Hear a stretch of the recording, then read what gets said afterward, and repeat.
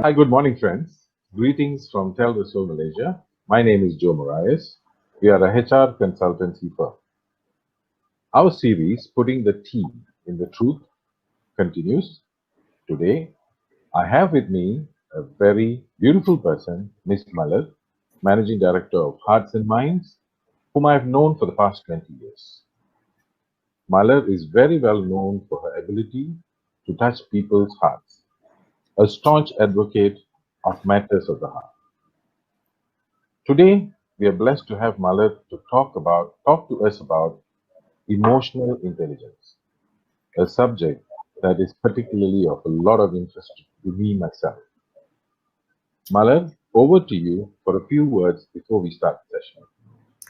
Thank you, Joe. You've said all the nice things, so now I need to keep up to all the nice things that you've said to me on screen. I'll do my best. You know, on one hand, you've said very nice things, and on the other hand, you've advertised that the tea in your organization is the truth. So we'll have to find a peaceful combination for that. Yeah, so thanks.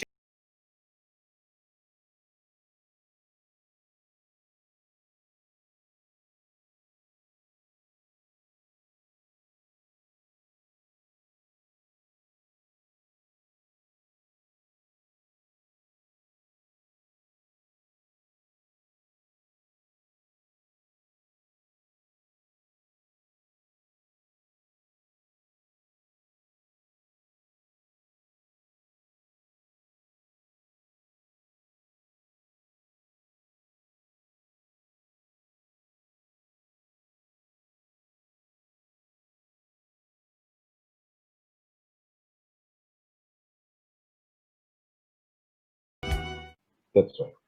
Right? From time immemorial, yes. Yes. And we fall into the trap because we have not learned how to really pull that apart.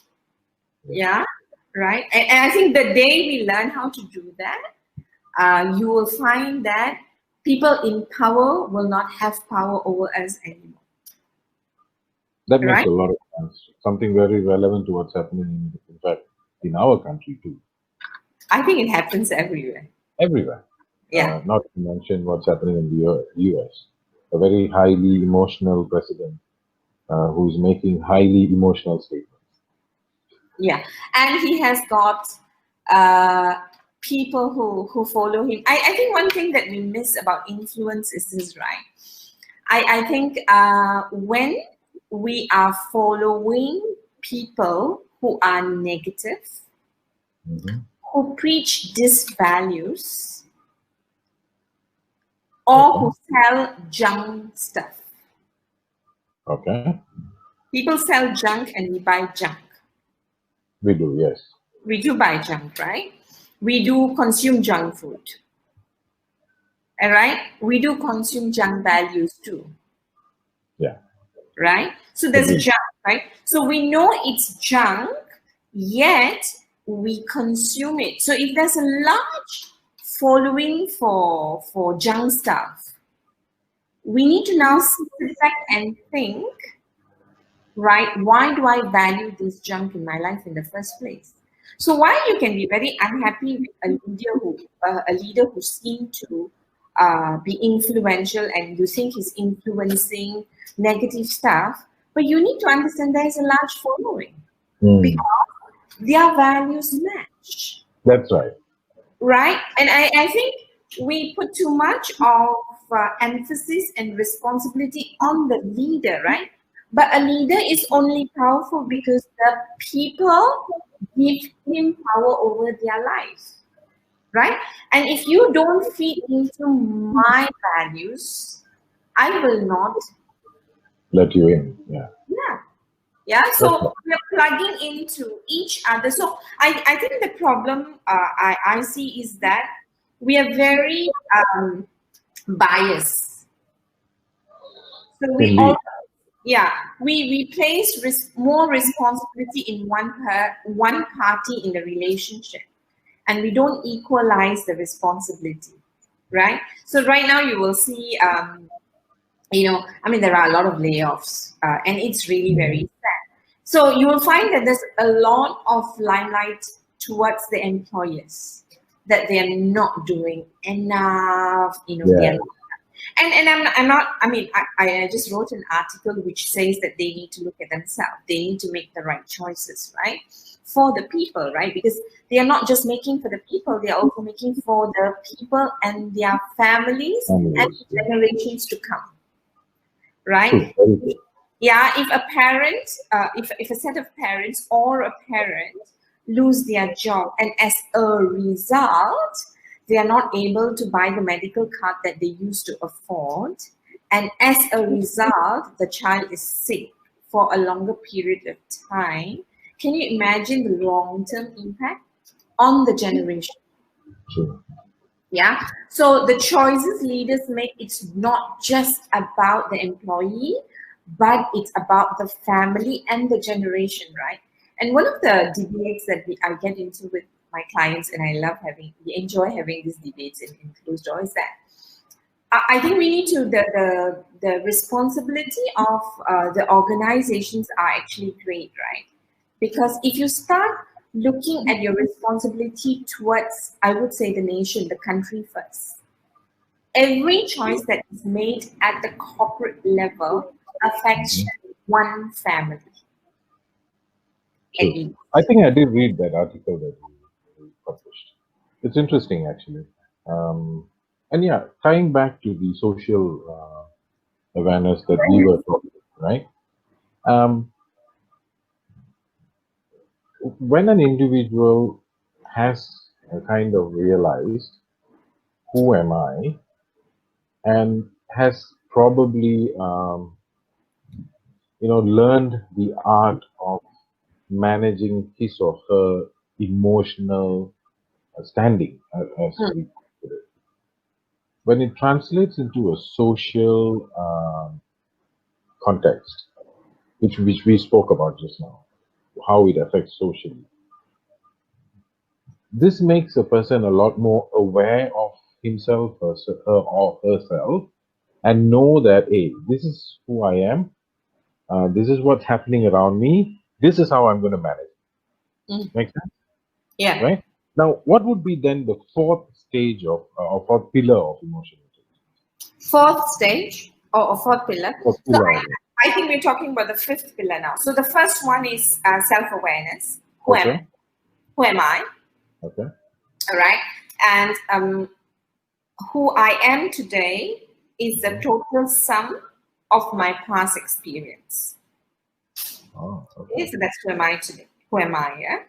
Now, and in who am I always say there is the ideal person that we set for ourselves, the person I want to be, and who I really am, and there's always a learning journey, and we're always work in progress. That's my belief, right? You're never a finished product, right? So if you believe that, and also stages in life, because your total sum of experience will also depend on what kind of experience you've had in life, right? Okay. So that's self-awareness. Now, self-management is what do I now do with the information that I know about myself, right? Okay. Now, social awareness now, because of this, I bring myself into relationships, right? And we all have relationships for results. I'm not a believer of unconditional relationship. Okay. So we want something, right? And whether that something is of a value, right? So if you don't want anything of value, you won't have a relationship. Let's be real about it, right? So there's social awareness. Now I bring myself into a space and I act in a particular way. Now social awareness is based on my experience and based on the regulation that I have, I'm able to pick up how people are thinking and feeling and acting. All right. So if you talk about thinking, feeling, and acting, sometimes when you talk to people, you are able to dissect how you think they are thinking. Now, only because you're observing, right? Right. Now, why? Yeah. Because we all have a pattern, a default pattern that we operate from. Otherwise, we can't be effective. So when I'm dealing, say for example, Joe, when I'm talking to you, you always have a particular tone when you're okay.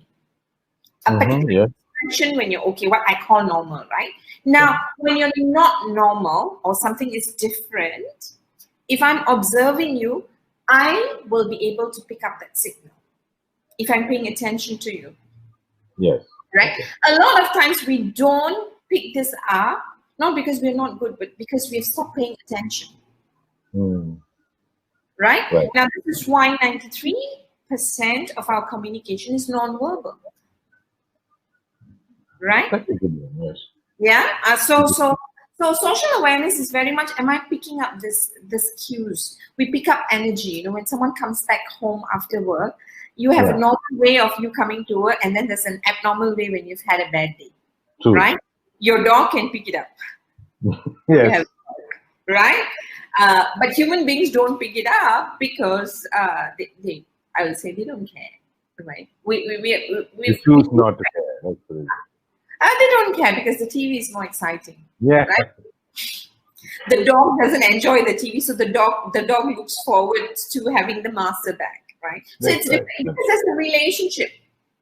All right, there's a relationship. Yeah, when we're disconnected in our relationship, we disconnect to observe, to pay attention to. So when you don't pay attention, you're disconnected, and a lot of us are not aware what we disconnect from until we don't have it. We don't do this consciously, right? We get distracted. That's right.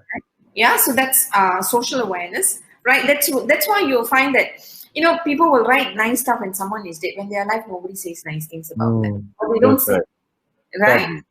Yeah. And then we'll say, okay, I'll do differently. And then you go back into the same breath because we get distracted, right? So that's social awareness. Now, relationship management is, how do I manage these imperfect relationships, being imperfect myself? So I need a set of skills to bring all of this together. Because firstly, I'm imperfect. And if I can accept I'm imperfect, it's easier for me to accept someone else is imperfect. It's much easier. Now, I have like people who believe that they're perfect, right? And so they expect perfection in other people. All right?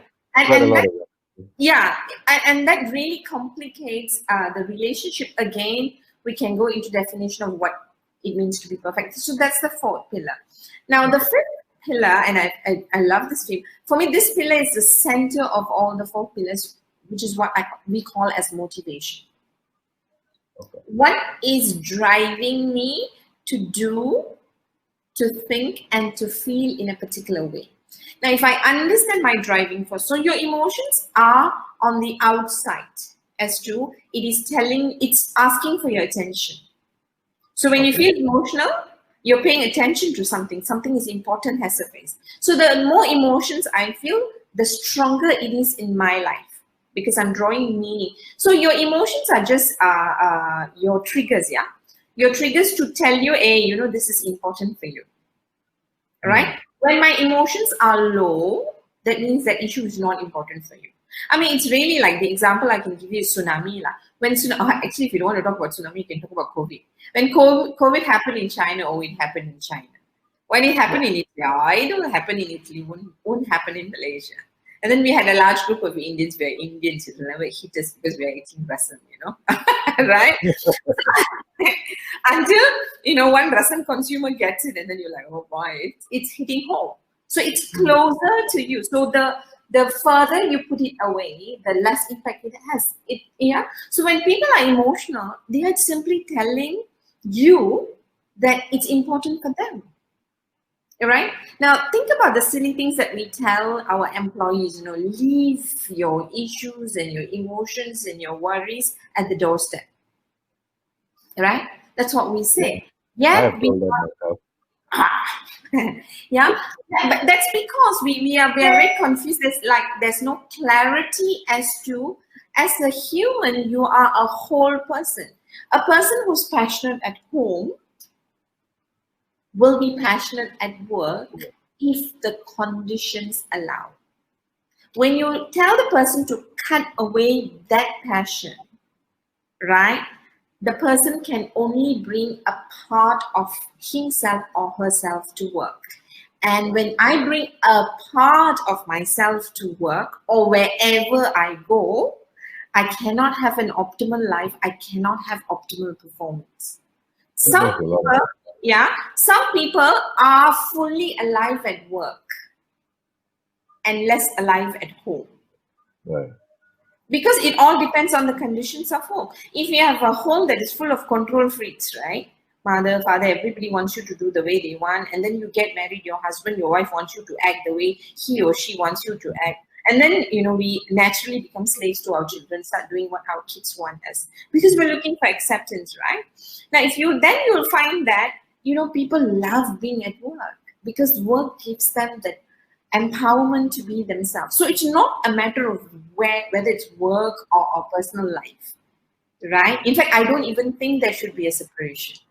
You have 24 hours to be alive. Why would you want to choose to be less than your full self, right? Yeah, anywhere you go, right? So, and for me, that's motivation. All right. Now, motivation is a safe professional word. All right. But deeper than motivation, so you have the emotion that tells you your drive, which is your motivation. If you understand your motivation, you will understand what your values are. Right. When you understand your values, you begin to connect to your purpose.